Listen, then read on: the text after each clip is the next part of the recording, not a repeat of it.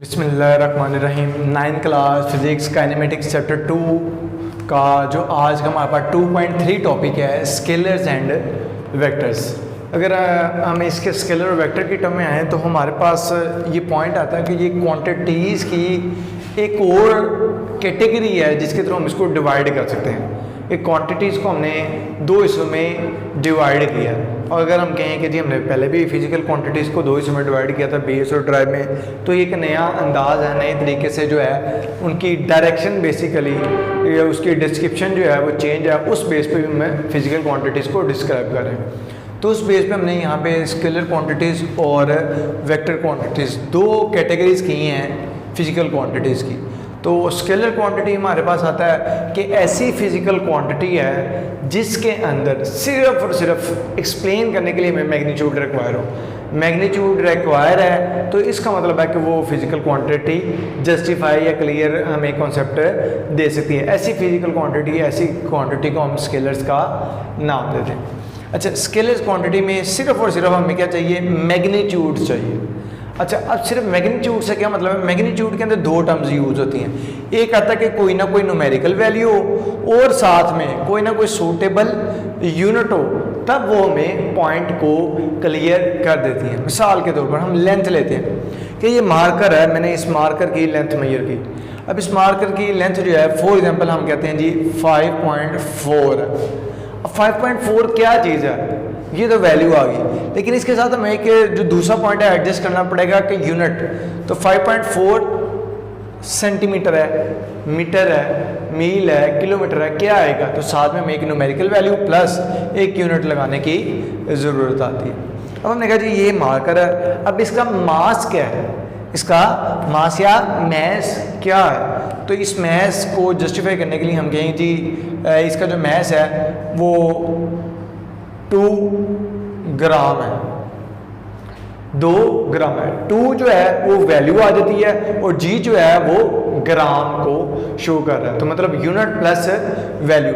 इसी तरह से स्पीड है और इसी तरह से टाइम है कि जब हम फिजिकल क्वांटिटी को जस्टिफाई करने लगते हैं तो हमें एक न्यूमेरिकल वैल्यू और सूटेबल यूनिट, जिसको हम आसान अल्फाज में मैग्नीट्यूड भी कह सकते हैं, यही काफ़ी होगा उसको जस्टिफाई करने के लिए। इसके अलावा एडिशनल हमें कोई चीज़ रिक्वायर नहीं होगी। अच्छा, अब इसकी क्लियर है कि मिसाल तो हम शॉप पे जाते हैं तो शॉप पे जाके हमें कोई चीज़ परचेज़ करनी चाहिए, हमें 1/2 kg या 2 kg या 3 kg या 5 kg हमें चीनी रिक्वायर है, चीनी दे दे। तो हमने कहा जी 2 किलो चीनी, तो पॉइंट क्लियर है कि हमें 2 किलो चीनी चाहिए, ठीक है, या 3 किलो, तो हमने मैग्नीट्यूड बताइए। इस तरह से ये कॉन्सेप्ट क्लियर हो जाता है स्केलर क्वांटिटीज़ के लिए। लेकिन कुछ ऐसी भी फिजिकल क्वांटिटीज़ हैं जिनके लिए ये कहना काफ़ी नहीं होता। तो इसकी एग्जांपल जो है हम इस तरीके से लेते हैं। मिसाल के तौर पर ये एक टेबल है, अब इस टेबल के ऊपर हमने फोर्स लगाई। फॉर एग्जांपल हम कहते हैं जी यहाँ पे हमने क्या किया, 5 न्यूटन फोर्स लगाई। यहाँ पे F2 जो है 5 न्यूटन फोर्स लगाई। हमने कहा जी यहाँ पे जब हमने फोर्स लगाई तो ये जो बॉडी था ये 10 न्यूटन की फोर्स से उस टेबल ने मूव करना शुरू किया। अब फिर हमने इसी तरह से वही फोर्स 5 न्यूटन फोर्स यहाँ पे लगाई और 5 न्यूटन फोर्स हमने यहाँ पे लगाई। जबकि हमने देखा बॉडी बजाय 5 न्यूटन या 5 न्यूटन या कोई थोड़ा बहुत भी फोर्स ऊपर नीचे करके मूव करे, वो बॉडी या वो जो टेबल है वो मूव नहीं किया। तो फिर हमने कहा कि हमें गोल करना पड़ेगा कि यहाँ पे जो फोर्स है ये दोनों एक ही डायरेक्शन में लगाई गई हैं, जबकि यहाँ पे जो फोर्स है वो दोनों एक दूसरे के ऑपोजिट डायरेक्शन में लगाई गई हैं। तो पॉइंट ये क्लियर हुआ कि फोर्स को जस्टिफाई करने के लिए हमें मैग्नीट्यूड के साथ साथ डायरेक्शन भी बतानी पड़ेगी। मतलब हमें बता दीजिए 5 न्यूटन मैग्नीट्यूड मतलब वैल्यू और यूनिट दोनों क्लियर कर दिए, लेकिन जबकि हमने डायरेक्शन नहीं की क्लियर, तो हमें डायरेक्शन क्लियर करने से ये नहीं पता लगेगा कि रिजल्ट फाइनली क्या आएगा। तो इसलिए कुछ ऐसी फिजिकल क्वांटिटीज़ होती हैं, उन फिजिकल क्वांटिटीज़ को हम वेक्टर्स का नाम देते हैं। ऐसी फिजिकल क्वांटिटी जिसको कम्प्लीटली डिस्क्राइब करने के लिए मैग्नीट्यूड और साथ में डायरेक्शन की ज़रूरत हो, ऐसी फिजिकल क्वांटिटीज़ को हम वेक्टर्स का नाम देंगे। अच्छा, एग्जांपल जो है यहाँ पे दिए हैं, फोर्स है, डिस्प्लेसमेंट है, एक्सेलरेशन है, ये चीज़ें आती हैं। अच्छा, अब जो डिस्प्लेसमेंट की टर्म अगर हम यूज़ करते हैं, फोर्स का तो पॉइंट क्लियर है, डिस्प्लेसमेंट की टर्म यूज़ करते हैं कि एक बॉडी यहाँ से यहाँ पे जाता है, बिल्कुल एग्जैक्ट और स्ट्रेट लाइन में विद डायरेक्शन में एक पॉइंट क्लियर होता है तो वो डिस्प्लेसमेंट है।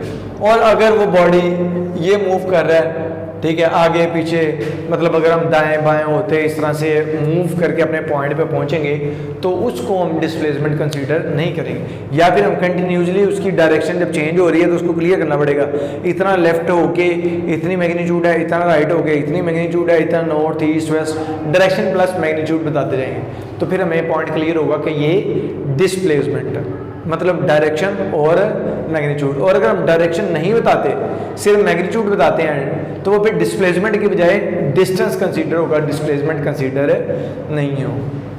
अच्छा, अब इसी तरह से हमारे पास ये पॉइंट जो है वो वेक्टर्स के पॉइंट को क्लियर कर रहा है। अब जो दूसरा पॉइंट आता है कि हमारे पास जो स्केलर क्वांटिटीज़ हैं उसको हम किस तरीके से रिप्रेजेंट करते हैं और वेक्टर क्वांटिटीज़ को किस तरीके से रिप्रेजेंट करते हैं। तो स्केलर जो नॉर्मली हम रिप्रेजेंट करते हैं, जो भी यूज़ करते हैं टर्म, वो हो जाता है। लेकिन जो वेक्टर्स को रिप्रेजेंट करना है उसके जो तरीक़ेकार यहाँ पे हमने देखे हैं वो दो डिस्कस कर रहे हैं।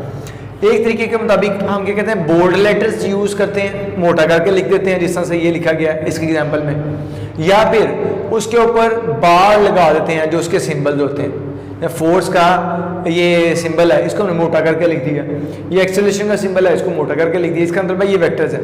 या फिर ये फोर्स का बारीक करके लिखा, ऊपर बार लगा दी है, इसका मतलब भाई ये वेक्टर है। एक्सेलरेशन के ऊपर बार लगा दी, वेक्टर है। फोर्स के ऊपर हमने एरो हेड लगा दी है, इसका भी मतलब है वेक्टर है। इसके ऊपर ये बार लगा दी है तो इसका भी मतलब है ये वेक्टर है। और हम सिंपली लिखेंगे एफ, मतलब इस तरह से ये लिख देते हैं, या फिर ए, तो इसका मतलब होगा कि ये सिर्फ और सिर्फ उनकी मैग्नीट्यूड्स हैं, डायरेक्शंस नहीं है। और सिर्फ मैग्नीट्यूड है तो इसका मतलब है वो स्केलर क्वांटिटी है, वो वेक्टर्स कंसीडर नहीं हो रहे।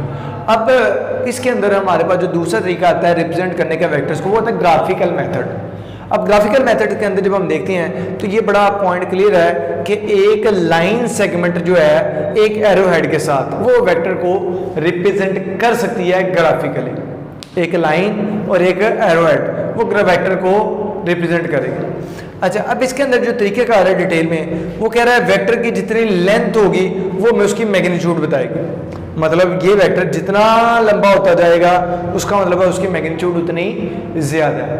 और ए से बी की तरफ जो उसकी डायरेक्शन है, मतलब ए से बी की ये डायरेक्शन बन रही है और एरो हेड की भी यही डायरेक्शन बन रही है, तो इसका मतलब है यही वेक्टर वी या जो भी वेक्टर है उसकी डायरेक्शन कंसीडर की जाएगी।